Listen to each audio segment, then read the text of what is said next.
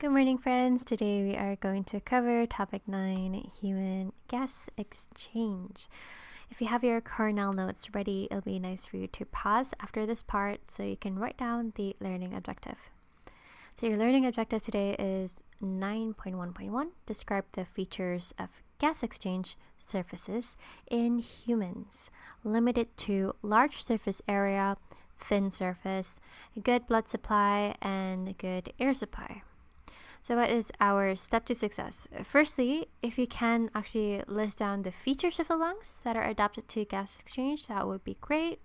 If you could connect those features with how they can increase efficiency usually refers to how fast you can do something and how good you can do something. Of gases being exchanged between the blood and the air in the lungs, alveoli specifically. And if you can focus mainly by connecting the features to how you can increase the surface area, how good, like why thin surface is good and what has thin surfaces, how it is the features, how do they provide good blood and air supply. Okay, firstly, what is gas exchange? So when you think about this, try to think about exchanging gifts. But instead of gifts, we want to exchange gases. That means something's giving another person or another thing something, and you have things moving like between two different places. So firstly, our body cells, they need the gas oxygen. This is to carry out this important process called respiration, which releases energy. Why is respiration so important? It's because this energy lets our cells do tons of important work.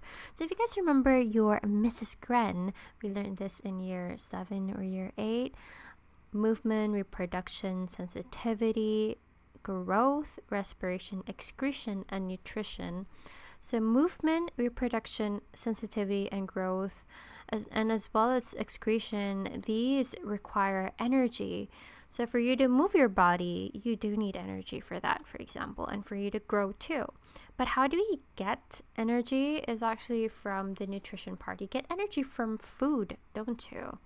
So after the food is actually inside your body, your cells can break down that food and release energy from that food.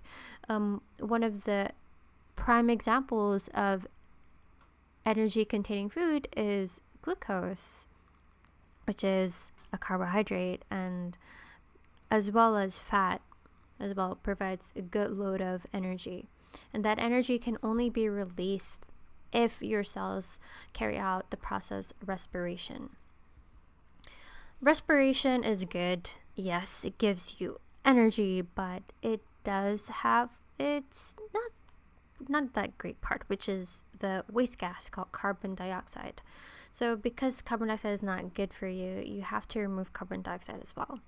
So if you guys remember the structure of a cell, you have your nucleus, you have your cytoplasm, you have your cell membrane, and inside the cytoplasm, you have these little guys here. I call them the sausage-shaped organelles. These organelles. And those guys, if you guys remember what they're called, do you? Well, they are called mitochondria. So respiration is a chemical process which is carried out in the mitochondria of all living cells. Like if that cell is alive, it will carry out respiration. And for you guys to remember the definition of respiration, you just remember the equation. So what is the equation of respiration? You get glucose, you plus it with oxygen. So this is the important gas we were talking about. And when you get these two raw materials in the mitochondria can carry out the process respiration to release tons of energy, carbon dioxide gas, and also water. Okay, so what happens to that carbon dioxide is that it will be transported to the blood, because the blood is part of the human transport system, and you want to remove this carbon dioxide. But when it dissolves in blood, so when you have a lot of carbon dioxide in the blood plasma, especially, the blood becomes way too acidic. This is because carbon dioxide dissolves in the plasma to form carbonic acid. And having acidic environment is not good for your body cells, because if you guys remember, enzymes work with specific pH. So any change in the pH can actually denature enzymes. So you want to keep your blood not acidic. So you have to remove it. So what we need to do is we need to exchange those gases. We want to get oxygen in and carbon dioxide out. But where does this gas exchange occur? So our respiratory system is adapted to exchange these two gases, oxygen and carbon dioxide, at gas exchange surfaces. So there are surfaces that is found where you can exchange these gases. If you guys go to this link right here, you can actually watch this video with a really good commentary as well, but you're just going to listen to my voice instead. So let me just play the video here. Okay, so when you guys breathe in, like, basically what happens first is that okay, this video is just showing you the lungs. Okay, here we are. Okay, when you breathe in, so the gas from the atmosphere enters your trachea, which is this tube right here, and it will then enter your lungs. And your lungs is not just muscles, but it is actually filled with these tiny tubes as well, called the bronchi. And the bronchioles have these cauliflower looking things called the alveoli, and alveoli also have capillaries that are surrounding them. So this is actually the surface that we're talking about, that is the gas exchange surface. So I found this picture on the internet, and it just shows you guys where the gas exchange takes place. So there are air sacs inside your lungs, and there's loads of them. If you guys can guess, do you think this is in hundreds? Nope. Thousands? Nope. They're in millions. So you have a million of these tiny air sacs, and they're called alveoli. So let's recall the structure of the lungs. So the lungs contain air sacs called alveoli, but if you guys are referring to just one of them, you call it the alveolus. So these alveoli sacs are actually surrounded as well by blood capillaries.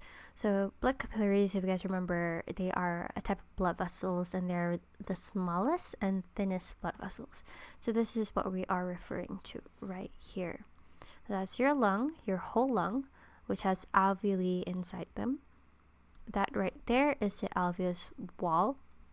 And this alveolus actually also has, you guys can see that blue color layer right there, right? That is called a layer of moisture. So that is how the gases can dissolve, and then you can actually transfer that gas like into the blood plasma via diffusion. So yeah, and you have airspace right there, so you can see the trachea here, and it actually connects. It's like very hollow. It's what we call this the cavity, the alveolar cavity. So it's an airspace where the air can enter. And you have the blood capillary right here, which is also pretty much one cell thick. So if you guys can see that, one cell thick right here.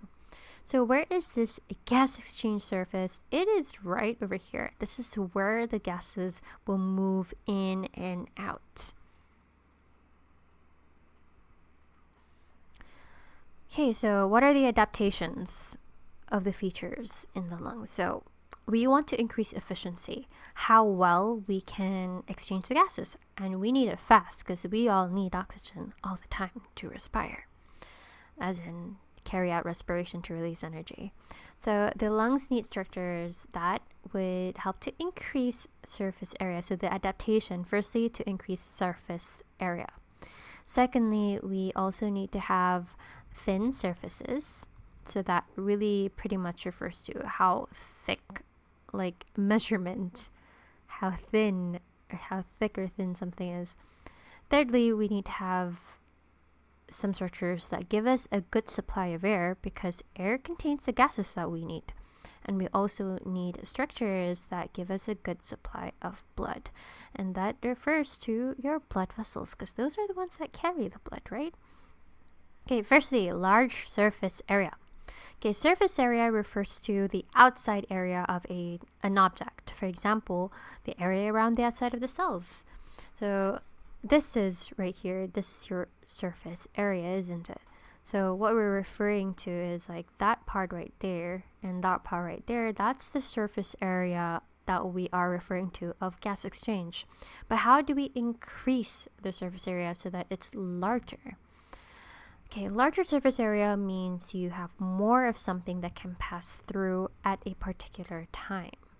So if in cells, the larger the surface area means you can have more things to pass through, more things to diffuse. So diffusion rate would increase, and that means it'll be very, very fast. So you need to increase the surface area. You need to have lots of those small things so you can have more things passing through. So how does the lungs increase surface area? It has many and many and many, many of these alveoli. So the lungs contain millions of alveoli to provide a large surface area for gas exchange. That means faster diffusion of gases across the surfaces. Secondly, thin surface. Why is this adaptation very important? Okay, firstly, what does it refer to? Thickness of the surface, aka the membranes or the walls usually. So organs, if you guys remember, are made up of tissues, and tissues are made up of cells. And we view the thickness of the structures by looking at how much layers of cells it is made up of. So literally how thick something is, or thin. So the thinnest tissues have a thickness of just one cell. The wall of the blood capillary, and so here's your blood capillary and here's your alveoli, they are one cell thick. What do we mean by one cell thick? It means literally, you guys see those guys right there that are circles? Okay, those circly things, that's one cell, another cell, another cell, another cell. And so they are lined up together side by side like that. And actually around here, but it's just made up of just one cell thick. So that's what we mean by that. So this is a capillary that is one cell thick, and even your alveoli is one cell thick. Why is having a thin surface good though? Okay, so how does it affect efficiency? Having a thinner surface, this gives you quick and easy diffusion of gases. So if you guys remember diffusion, it's the movement of substances from where you have a higher in concentration to a region of lower concentration down a concentration gradient. So if you guys can see here, once you breathe in, you have more, and you have more oxygen, yes. And this oxygen gas, you can see lagi banyak here, rather than inside the capillary. So another thing that you need to know is the short diffusion distance, but I'll talk about that later. Okay, so the fact that having thin walls means that, come on, like faster diffusion can pretty much happen. And having that short diffusion distance means that things can pretty much get exchanged much more quicker as well. Okay, so now we've covered why having a thin surface is good. Now let's talk about how we actually get a supply of those gases that we want to exchange. So supply here means to provide. And good supply means that there are structures that help to provide this constant and reliable supply of the substances that are being exchanged. And what are we exchanging? Carbon dioxide and oxygen. Where do we get carbon dioxide from? We get this from the blood. So remember that your body cells are the ones that not really make, but they release carbon dioxide from respiration. And how do you get a good, rich supply of oxygen? That's from atmospheric air. So how do we get good supply of these? Firstly, you have a continuous flow of blood through the capillaries, and you also breathe in and air in and out from the alveoli. So that is how you get a good supply of blood and air. Okay, so we're pretty much done with everything. So let's summarize what we learned. So the features of gas exchange surfaces, we want a large surface area. How do we get that? We have millions of alveoli providing large surface area of gas exchange. Why is this good? Faster diffusion of gases across the surfaces and much more. Secondly, thin surface. You have walls of alveoli that are 1 cell thick. Blood capillaries are also 1 cell thick. Why is this important? You have quick and easy diffusion of gases, and you want to shorten that diffusion distance so that you can pretty much make everything much more faster too. Supply of blood, you have a lot of blood coming in from the blood capillaries. So all of these alveoli are actually richly supplied with capillaries for rapid transport and exchange of gases between the alveoli and the blood. And how do you get a supply of air? That's when you breathe in. Alveolar cavity contains gases that are inhaled and exhaled, and good ventilation by the lungs so that diffusion gradients can also be maintained. We're going to talk about this more in the future lessons. And the third point is actually that layer of moisture that I mentioned before. So the walls of the alveoli are covered with layer of water. This means that they can dissolve the gases, and that helps to supply the gases as well. Okay, so let's go back to our step to success. So state or list down the features of the lungs that are adapted for gas exchange. Firstly, lungs have millions of alveoli, and alveoli is also rich in capillaries. So you have these features. Connect the features with how they increase efficiency of gases being exchanged between the blood and the air in the lungs, so specifically the alveoli. So these are the features that we have, and these are the adaptations that we want to have. So having that millions of alveoli gives us, so millions of them, gives us that large surface area. How about having a thin surface? Both the alveoli and capillaries, they are actually 1 cell thick. So that is an adaptation that they have. How do our lungs provide good supply and air supply? Okay, so alveoli and capillaries, we're focusing on this. So firstly, capillaries, you have a lot of capillaries. So this rich in capillaries give the rapid transport and exchange of gases between the alveoli and the blood. You also have the millions of alveoli, which give you a lot of alveolar cavity that contains gas that is inhaled and exhaled. And that air supply also, you can get it from this layer of water that dissolves the gases. Sorry, I mean this part right here is connected to providing air supply. Okay, so we are done for the day. So thank you so much for watching this video. I'll see you guys in the next lesson. Stay safe, everyone.